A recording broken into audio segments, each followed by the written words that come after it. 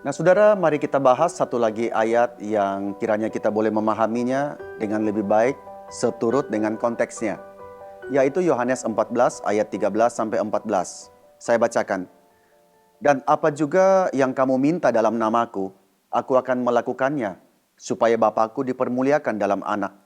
Jika kamu meminta sesuatu kepadaku dalam namaku, aku akan melakukannya. Nah, saudara, doa ini sering salah dipahami bahwa kalau saya minta sesuatu dalam nama Yesus, nah pasti dikabulkan. Tapi apakah arti daripada ayat ini? Apakah berarti kalau saya meminta dalam nama Yesus, maka nama itu akan kasih satu benefit ekstra pada doa saya? Yang entah bagaimana itu meningkatkan, menambah kemungkinan doa itu didengar atau dijawab. Atau apakah ini semacam formula rahasia yang ajaib bagi doa yang berhasil? Apapun yang kita minta selama didoakan dalam nama Yesus, apakah pasti dijawab seturut permintaan kita?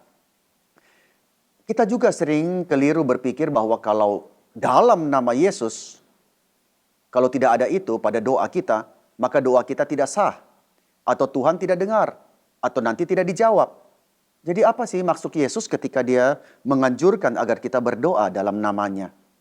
Pertama, saat kita melihat kitab suci, kita menemukan bahwa kata-kata ini dipakai dalam banyak konteks. Misalnya ya, Yesus pernah berkata dalam Matius 18 ayat 5, dan barang siapa menyambut seorang anak seperti itu dalam namaku, dia menyambut aku. Lalu Matius 18 ayat 20, sebab di mana 2 atau 3 orang berkumpul dalam namaku, di situ aku ada di tengah-tengah mereka. Atau Markus 9 ayat 39. Tetapi kata Yesus, jangan kamu cegah dia, sebab tidak seorang pun yang telah mengadakan mujizat demi namaku dapat seketika itu juga mengumpat aku. Lagi, Markus 9 ayat 41.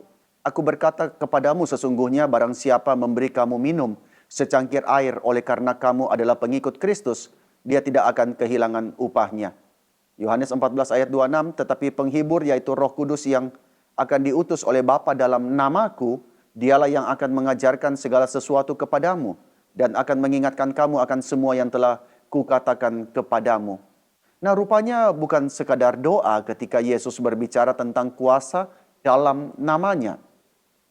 Yang pasti melakukan salah satu dari hal-hal yang disebutkan tadi dalam namanya, itu berarti bahwa kita melakukannya dengan cara yang seturut dengan siapa diri Kristus, pribadi Kristus, sesuai dengan apa yang dia ajarkan, dan semua yang dia kerjakan seturut dengan tujuan daripada kerajaannya.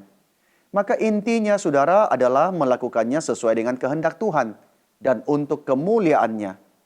Ini sangat penting untuk kita ingat saat kita menemukan teks Alkitab di mana Yesus berbicara tentang meminta sesuatu dalam namaku. Nah, mari kita baca secara lebih seksama ayat tersebut ya. Mulai dari ayat 12, saya bacakan. Aku berkata kepadamu, sesungguhnya barang siapa percaya kepadaku, dia akan melakukan juga pekerjaan-pekerjaan yang aku lakukan. Bahkan pekerjaan-pekerjaan yang lebih besar daripada itu, sebab aku pergi kepada Bapa.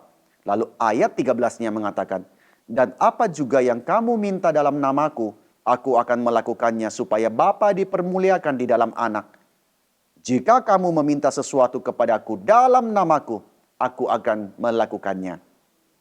Di sini Yesus sedang berbicara kepada siapa? Kepada murid-muridnya pada perjamuan terakhir. Di sini Yesus memberikan pernyataan yang mengkejutkan tersebut. Pertama, dia beritahu mereka bahwa siapapun yang percaya kepadanya akan melakukan pekerjaan yang dia lakukan. Dan bahkan mereka akan melakukan pekerjaan yang lebih besar. Pekerjaan yang lebih besar. Adakah yang lebih besar daripada Yesus? Bukankah Yesus adalah Tuhan? Bagaimana orang melakukan yang lebih besar? Nah, kunci untuk menafsirkan pekerjaan yang lebih besar ini adalah kita menghubungkannya dengan kalimat terakhir Yesus, karena aku pergi kepada Bapa. Nah, Yesus memberitahu para murid bahwa setelah dia kembali kepada Bapa, setelah kematian dan kebangkitannya, maka mereka akan menerima karunia Roh Kudus yang akan memiliki dampak yang besar bagi mereka dan pelayanan mereka di masa depan. Roh Kudus tidak hanya akan memampukan pelayanan mereka, Tetapi Roh Kudus akan membawa mereka melihat ke belakang kepada karya Kristus yang telah sempurna, Yesus yang akan mati dan bangkit kembali pada waktu itu. Nah, gambaran tentang Kristus dan karyanya itu akan lebih lengkap daripada apa yang mereka pahami selama pelayanan Yesus di bumi, yang saat itu masih agak terselubung bagi mereka. Nah, oleh karya Kristus yang sempurna dengan kuasa Roh Kudus, itu akan menghasilkan lebih banyak orang yang bertobat daripada selama pelayanan Yesus di bumi. Dan di dalam pengertian inilah kabar baik Injil akan disebarluaskan. Inilah yang dimaksud dengan pekerjaan yang lebih besar itu.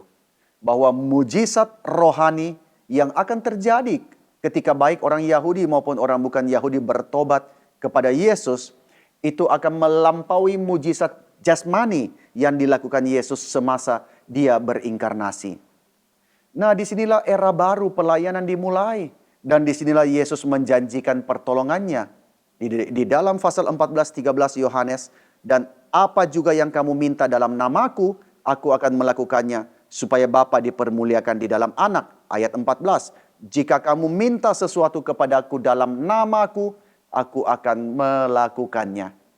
Kita bisa mengatakan, saudara, bahwa pelayanan mereka pasti akan ditopang oleh doa yang dijawab.